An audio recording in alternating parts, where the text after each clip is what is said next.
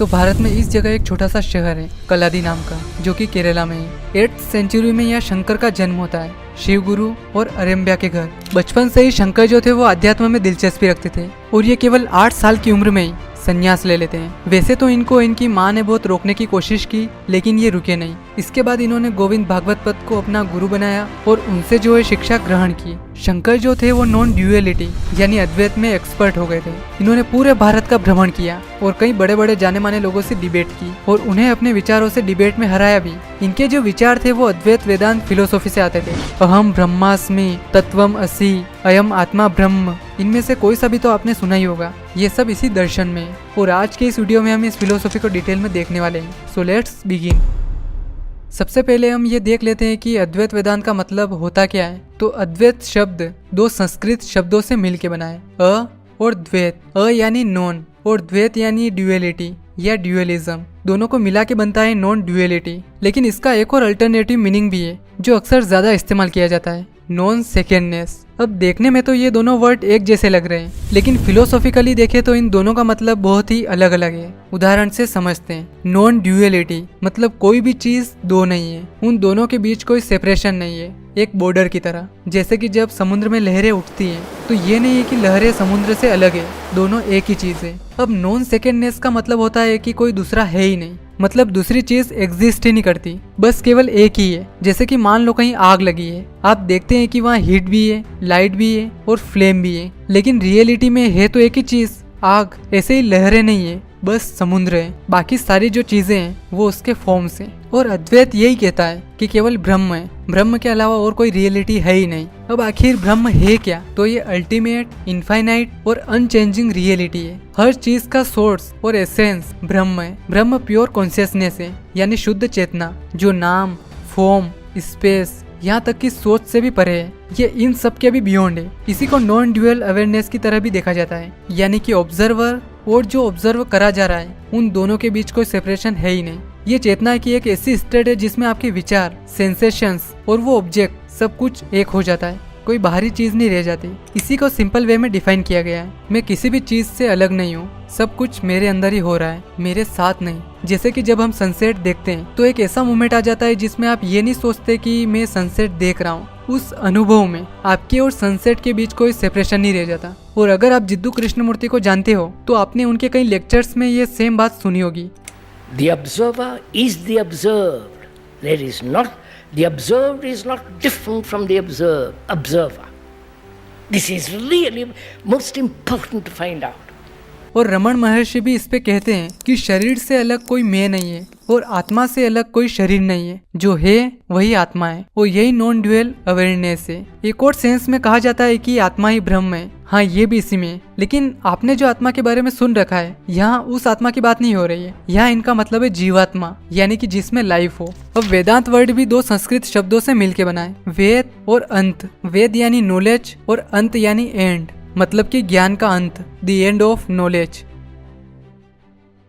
अब इस वक्त सिंधु घाटी सभ्यता जो थी, जिसे इंडस वैली सिविलाइजेशन भी कहा जाता है, वो पूरी तरह से खत्म हो चुकी थी और लगभग 1900 BC के आसपास इंडो आर्यन ट्राइब्स, आज का जो पाकिस्तान का पंजाब है, वहाँ की ओर मूव कर रही थी। ये यहाँ से आ रही थी, सेंट्रल एशिया से, और यहीं से जो है वैदिक पीरियड की शुरुआत होती है, जिसमें वेद लिखे जाते हैं। और इसी समय में वेदांत के सबसे पहले ब्रह्म सूत्र लिखे गए थे, जो कि बादरायण ने लिखे थे। और इन्होंने जो लिखा था वो उपनिषदों की मदद से लिखा था। इनके बाद एक से एक फिलोसोफर्स आए हैं अद्वैत वेदांत के, और इन्हीं में से आपने एक नाम सुना होगा, आदि शंकराचार्य। लेकिन शुरुआत में इनकी फिलोसॉफी को लोग इतना नहीं जानते थे जितना कि आज जानते हैं, क्योंकि उस वक्त मंडन मिश्रा के विचारों का प्रभाव ज्यादा था, जो कि इन्हीं के समय के एक दार्शनिक थे और ये भी अद्वैत के ही थे। अब शंकराचार्य ने क्या कर रखा था कि इन्होंने 4 मठ बनाए थे। कर्नाटक में श्रृंगेरी शारदा पीठ, उत्तराखंड में ज्योतिर्मठ, गुजरात में द्वारका शारदा पीठ और ओडिशा में गोवर्धन मठ।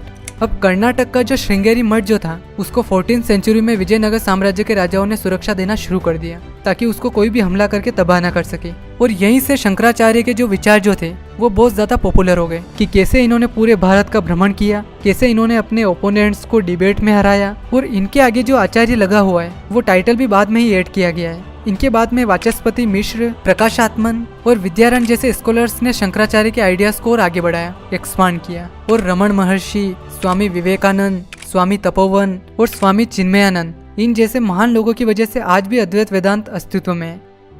अद्वैत वेदांत आत्मा या फिर कहें ब्रह्म होने की स्टेट को लिबरेटेड स्टेट बताता है। ये कहता है कि सभी की सच्ची पहचान वही है और ये स्टेट किसी भी ह्यूमन एक्शन से अचीव नहीं की जा सकती है, क्योंकि ये हर इंसान में पहले से ही है, ये आप में ही है। और इसी पर स्वामी विवेकानंद ने कहा है, वेद तुम्हें ब्रह्म नहीं दिखा सकते, तुम पहले से ही वही हो। वे केवल उस पर्दे को हटाने में मदद कर सकते हैं जो हमारी आंखों से सत्य को छुपाता है। अज्ञानता का अंत तभी हो सकता है जब मैं मान लूं कि ईश्वर और मैं एक है। दूसरे शब्दों में अपने आप को आत्मा के साथ पहचानो, मानवीय सीमाओं के साथ नहीं। यह विचार कि हम बंधे हुए हैं केवल एक भ्रम है, माया है। फ्रीडम आत्मा के नेचर से अलग नहीं है, इनसेपरेबल है। ये हमेशा प्योर, हमेशा परफेक्ट और हमेशा अनचेंजेबल है। लेकिन इसके अलावा अद्वैत परंपरा एफर्ट पर भी जोर देती है और मेन फोकस इसका मोक्ष पे ही होता है। अद्वैत के अकॉर्डिंग ब्रह्म का ज्ञान धीरे धीरे स्वाध्याय मतलब खुद को समझने से और वैदिक ग्रंथों को पढ़ के प्राप्त होता है। इसकी 4 स्टेजेस है। पहली विराग यानी कि त्याग, दूसरा श्रवण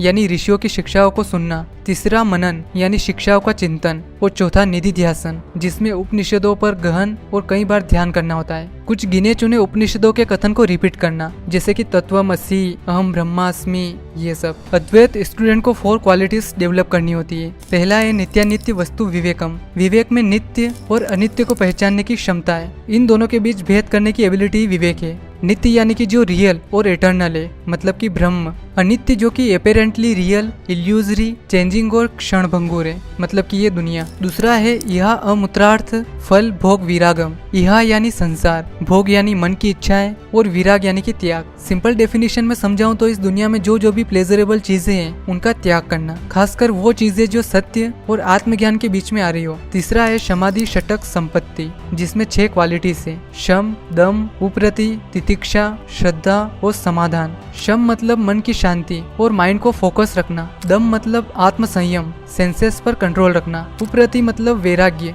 दुनिया के किसी भी सुख की इच्छा न रखना, शांत रहना और हर चीज से अलग रहना, चाहे वो रिलीजियस ड्यूटीज हो या सेरेमनी। तितिक्षा मतलब सहन करने की क्षमता, कैसे भी कंडीशन हो उसको बियर करना, गर्मी, सर्दी, सुख, दुख और पेशेंस रखना, चाहे कैसी भी परिस्थिति हो। श्रद्धा मतलब गुरु और श्रुति ग्रंथों में विश्वास रखना और समाधान मतलब संतोष, हर कंडीशन में मन की संतुष्टि, अटेंशन और मन की एकाग्रता। चौथा है मुमुक्षुत्वम यानी कि फ्रीडम, लिबरेशन और विजडम की तीव्र इच्छा रखना। मोक्ष को अपने जीवन का सबसे पहला लक्ष्य बनाना। शंकराचार्य कहते हैं कि मोक्ष की तीव्रतम इच्छा ही मुमुक्षुत्व है। जैसे कि अगर किसी को बहुत तेज प्यास लगी हो तो वो पानी के अलावा कुछ नहीं चाहेगा, पैसा सोना कुछ भी नहीं, सिर्फ पानी। अद्वैत ट्रेडिशन सिखाता है कि करेक्ट नॉलेज होने से जो भी एरर्स होते हैं वो खत्म हो जाते हैं और इसका रास्ता ज्ञान योग बताया गया है। इसकी 3 स्टेजेस है, हियरिंग, थिंकिंग और मेडिटेशन। ये तीनों के तीनों स्टेप्स आपको बृहदारण्यक उपनिषद के चैप्टर नंबर 4 में मिल जाएगी। पहले में स्टूडेंट उपनिषदों और ऋषियों के विचारों, प्रश्नों और उत्तरों को सुनता है और चर्चा करता है। वैदिक ग्रंथ पढ़ता है जैसे कि ब्रह्मसूत्र।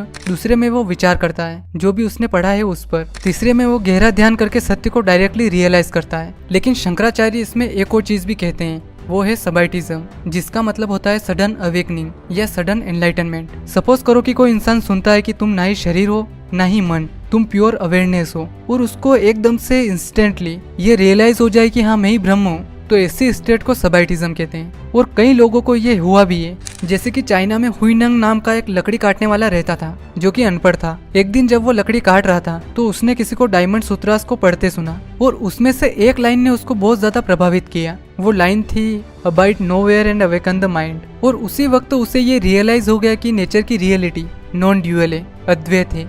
अद्वैत वेदांत में गुरु का भी मेन रोल होता है, जिसे मार्गदर्शक के रूप में देखा जाता है, जो इग्नोरेंस यानी अविद्या को दूर करता है और ट्रू सेल्फ यानी आत्मा को सामने लाता है। और गुरु का मतलब ही यही होता है कि जो अंधेरे को दूर करता है, the one who removes darkness. Shankaracharya इस पे कहते हैं, ज्ञानादेव तू केवल्यम गुरुमेव अभिगच्छेत, यानी लिबरेशन केवल नॉलेज के थ्रू ही मिलता है और उस नॉलेज को प्राप्त करने के लिए गुरु के पास जाना चाहिए। अद्वैत वेदांत कहता है कि गुरु वो नहीं है जो लिबरेशन देता है, बल्कि वो है जो बताता है कि तुम पहले से ही वो हो। अब बारी आती है प्रमाण की, यानी कि प्रूफ, मीन्स ऑफ नॉलेज। और प्रमाण तो हर एक चीज में जरूरी होता है। मान लो कोई आपसे आके कहता है कि मैंने आज रात को भूत देखा, और भूत होते हैं। अब ऐसा तो होता नहीं है कि आप उसकी बात पर भरोसा कर लेते हो। ऐसे में आप उससे प्रूफ मांगते हो कि सबूत क्या है तेरे पास कि भूत होते हैं। इसी तरह अद्वैत में भी है, जैसे कि सही नॉलेज कैसे ली जाती है, कोई कैसे ये सब जानता है, और ये जानता है तो वो क्यों नहीं जानता, मतलब ऐसे सवाल पूछना और इनके जवाब का पता भी लगाना, ये सब प्रमाण में आता है। अद्वैत में प्रमाण 6 तरह के होते हैं। पहला है प्रत्यक्ष, मतलब आपने खुद अपनी आंखों से देखा हो। दूसरा है अनुमान, यानी किसी बात का कंक्लूजन निकालना, जैसे कि कहीं धुआं दिख रहा हो तो ये अनुमान लगाना कि वहाँ आग लगी होगी। अब ये जरूरी नहीं है कि वहाँ आग ही लगी हो, लेकिन बस एक अनुमान लगाना कि हाँ ये हो सकता है। तीसरा है उपमान, यानी कि कंपैरिजन करना, तुलना करना। चौथा है अर्थापत्ति, यानी पोस्टिल्यूशन या प्री एजम्पशन, जैसे कि कोई इंसान मोटा है तो इसका मतलब हो सकता है कि वो रात में खाता हो। पांचवा है अनुपलब्धि, नॉन कॉग्निशन या नॉन परसेप्शन, जैसे कि कोई बुक टेबल पर नहीं है, इसका मतलब है वो सच में वहाँ नहीं है। और छठा है शब्द, यानी मौखिक साक्ष्य, इसमें उपनिषद और ये सब आते हैं।